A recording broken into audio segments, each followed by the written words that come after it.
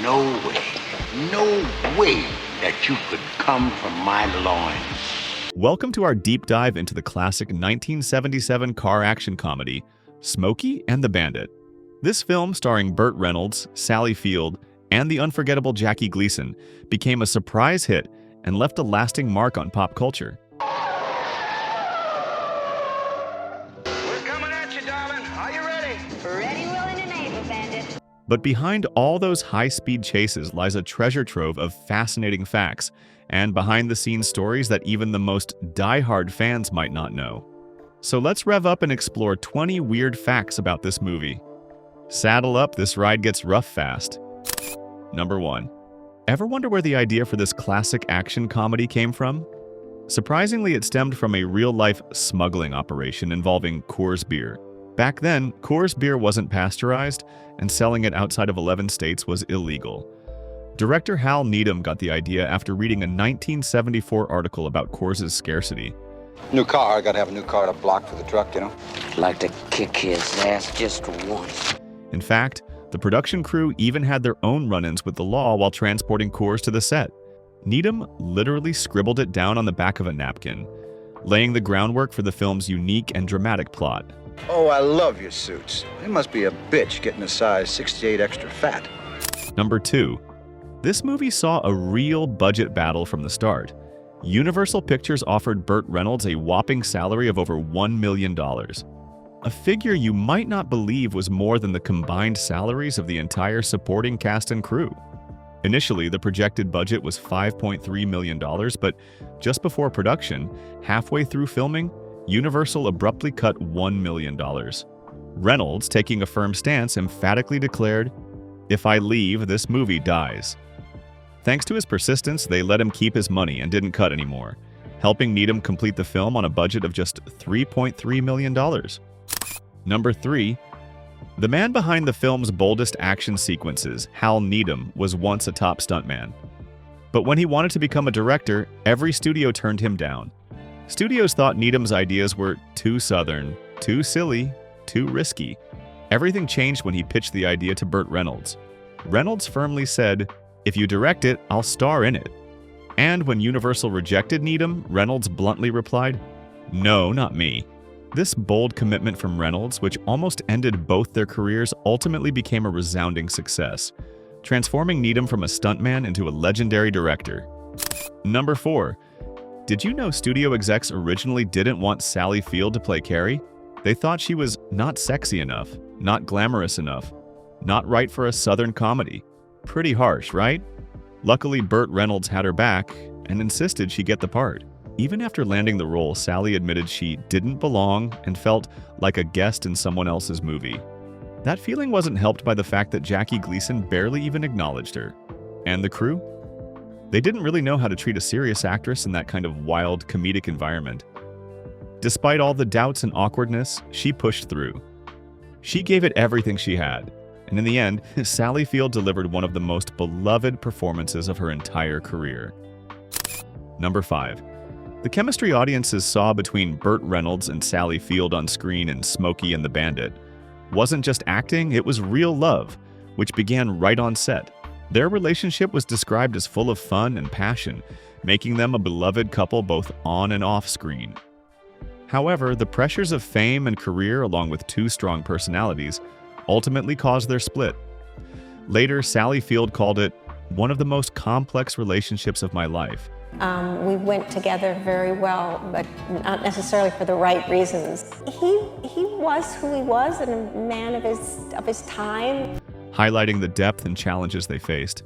Notably, Burt Reynolds once stated that not marrying Sally Field was the greatest regret of his life.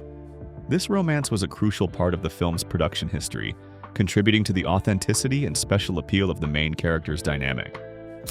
Number 6. One of the weirdest and most amazing things on set was how deep Jackie Gleason got into character.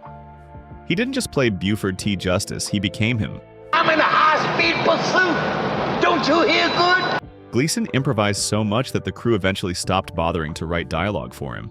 He straight up refused to drop the voice, the insults, or the attitude, even when the cameras weren't rolling. I gotta barbecue your ass in molasses! It was like he lived in that character 24/7. He ended up improvising around 70 to 80% of his lines, which is wild.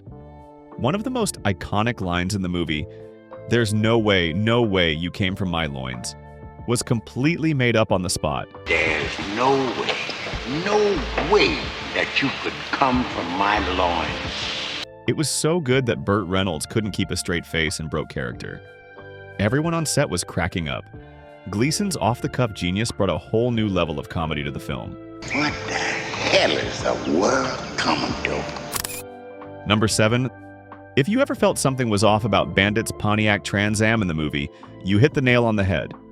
The surprising truth is that the legendary engine sound we hear in the film wasn't the real sound of the Trans Am.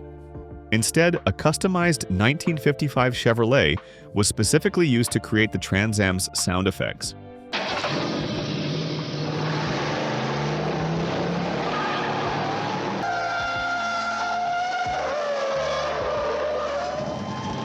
Furthermore, to execute the spectacular Mulberry Bridge jump, the Bandit's car needed a significant amount of power. For this reason, it was equipped with a special engine modified by a NASCAR garage. You ready, Roy?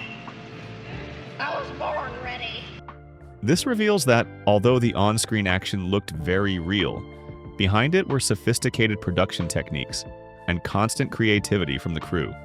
This is a clear testament to how filmmakers were flexible and ingenious in achieving the desired visual and audio effects, turning seemingly simple things into impressive and convincing stunts. Number 8. One of the funniest sidekicks in the film wasn't originally part of the plan. It was actually Jackie Gleason's idea. He felt that he couldn't be in the car alone and needed someone to play off. And honestly, he was totally right. Writing solo just wouldn't have had the same impact. That's how the character of Junior was born. He ended up adding a whole new layer of comedy to the movie. His awkwardness and one-liners balanced Gleason's loud, over-the-top energy perfectly. Fans loved the dynamic between the two. Junior quickly became an indispensable part of the film's charm. Number 9. To keep his drink requests a secret, Jackie Gleason used a special secret code. He would ask his assistant for a hamburger to request alcohol. Initially, this was quite amusing, but over time the drinking became heavier. Some scenes had to be reshot, and others were kept even if Gleason slurred his words or improvised entire scenes in a hazy state. This is a little-known behind-the-scenes fact about the habits of one of these legendary actors. Have you ever thought a hilarious movie like Smokey and the Bandit would hide so many crazy and dark secrets? Comment yes or no to let me know. And don't go anywhere, because the next part has more stories about legendary characters clashing, bizarre heist, and a huge fan no one would expect. You won't want to miss it. Number 10. Believe it or not, Jerry Reed wasn't even the studio's first pick for the role. In fact, he wasn't officially cast until the night before filming started. It was Burt Reynolds who made the call, literally. He told Reed he wanted him for more than just the part. He wanted him for the soul of the movie.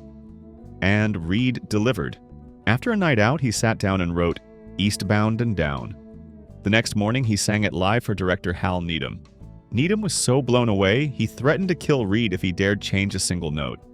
That's how serious he was about keeping it just the way it was. The song became the heartbeat of the film. Today, it's impossible to imagine Smokey and the Bandit without it. Number 11. Director Hal Needham had bold and grand plans for the car action sequences in Smokey and the Bandit.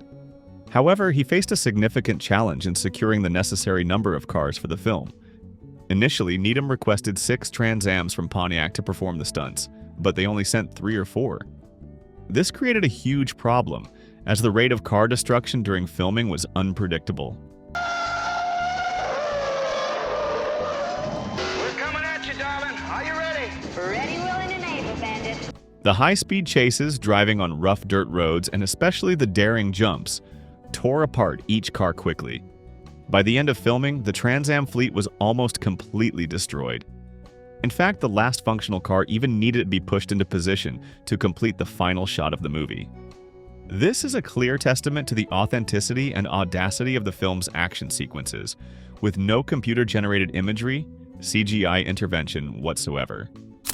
Number 12. The character Sheriff Buford T. Justice, one of Smokey and the Bandit's most memorable icons, wasn't entirely fictional. He was inspired by a real person. Specifically, actor Jackie Gleason drew inspiration for the character from Burt Reynolds' father, who was a real sheriff in Florida. One signature quirk Jackie Gleason picked up and incorporated into the film was how Reynolds' father often mispronounced son of a bitch as some bitch. Gleason skillfully used this phrase in the film, turning it into a characteristic, unmistakable catchphrase for Buford T. Justice. To ensure authenticity for his role, Gleason even invited a real Southern sheriff to the set for research. This showcases Gleason's dedication to building a humorous yet very real character, contributing to the film's lasting appeal. Number 13. Despite having great on-screen chemistry when playing opposing characters in real life, Burt Reynolds and Jackie Gleason frequently clashed in a power struggle on set. Jackie Gleason, who played Sheriff Buford T. Justice, was known for his ability to excel at improvisation but was highly unpredictable. In contrast, Burt Reynolds wanted to maintain a consistent tone and storyline for the film. Tension peaked when Gleason improvised a line that Reynolds particularly disliked. In that moment, Reynolds cut the scene short. Not to be outdone, Gleason immediately retorted, leaving the crew stunned by the intense confrontational atmosphere between the two stars. The situation became so tense that a producer had to intervene to prevent punches from being thrown. This incident demonstrates the real tension and personal conflicts behind the scenes of one of the most beloved action comedies. Number 14. During the production of Smokey and the Bandit, there was no CGI or any digital trickery involved. Every stunt was real, providing incredible authenticity to the action sequences. In fact, Burt Reynolds insisted on performing some high-speed stunts himself, demonstrating his bravery and full immersion into the character. This realism was so high that a real-life police officer almost arrested the stunt team. Specifically, during one shot, the crew had blocked off a section of highway. However, the scene looked so real that an officer, completely unaware of the film, drove in and thought it was an illegal street race. He was about to arrest the stunt team on the spot. It took several minutes for the crew to convince the officer that they were filming a movie. This incident not only shows the level of realism and daring of the filming process, but is also an amusing anecdote about the unforeseen challenges behind the camera. Number 15. CB radios were the heart and soul of Smokey and the Bandit. But during filming, the crew got a wild taste of real-life trucker chaos. While shooting highway scenes, they used actual open CB frequencies for the dialogue. What they didn't expect was real truckers tuning in. As soon as they heard Hollywood actors pretending to talk like truckers, they jumped in. Some started mocking the lines, others cracked jokes right over the scenes. Shots got ruined, and dialogue became a noisy mess of voices talking over each other. I'm gonna find the tallest tree in the country. Sheriff, I'll listen. do the letters FO mean anything to you? The crew tried switching channels, hoping to lose the interference. But nope, the truckers always found them. It turned into a hilarious off-script circus. And honestly, it added just the right kind of unpredictable energy to the production. Number 16. One of the film's most unforgettable stunts was the legendary jump off the broken bridge. It looked amazing on screen, but behind the scenes, it nearly cost the stunt driver his life. The car hit the ramp way too hard and ended up veering off course. When it landed, the front axle cracked and the whole frame bent. The impact was so brutal that the driver was violently shaken and almost blacked out. Everyone on set went completely silent. The Trans Am was totaled, completely destroyed. It was one of those moments where everyone realized just how real the danger was, but somehow they got the shot. Still, no one wanted to try that stunt ever again. Number 17. One morning, the cast and crew arrived on set, and one of their trucks, fully loaded with equipment, had vanished overnight. It wasn't just any truck. It was a full equipment trailer containing costumes, lighting equipment, props, and sound gear that had disappeared. No alarms, no witnesses.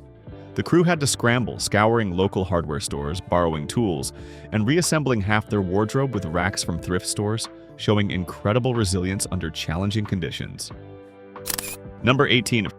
Fred the Basset Hound might be one of the most unforgettable dogs in movie history, but his casting was anything but traditional.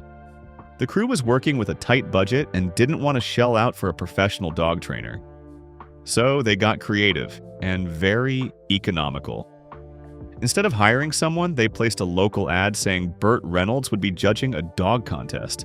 Naturally, that grabbed a lot of attention. People showed up with their pups, hoping to make the cut. That's where they found the Basset Hound, who would become Fred.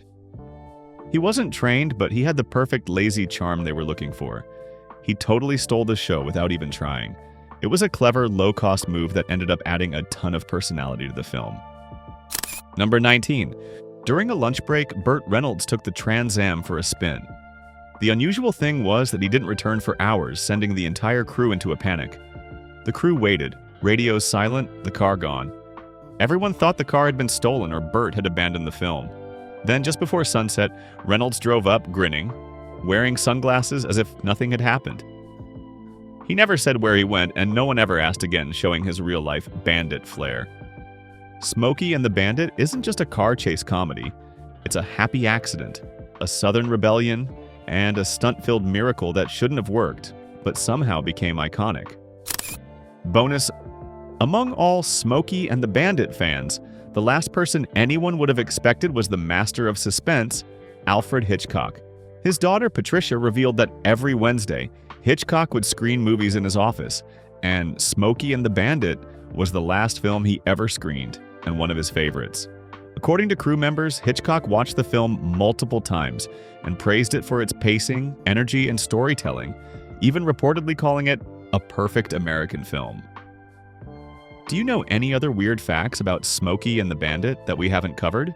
Share them in the comments so the Weird Film Facts community can discover them too. Don't forget to like this video, share it with your friends, and subscribe to the Weird Film Facts channel so you don't miss out on other unique behind-the-scenes stories from the world of cinema.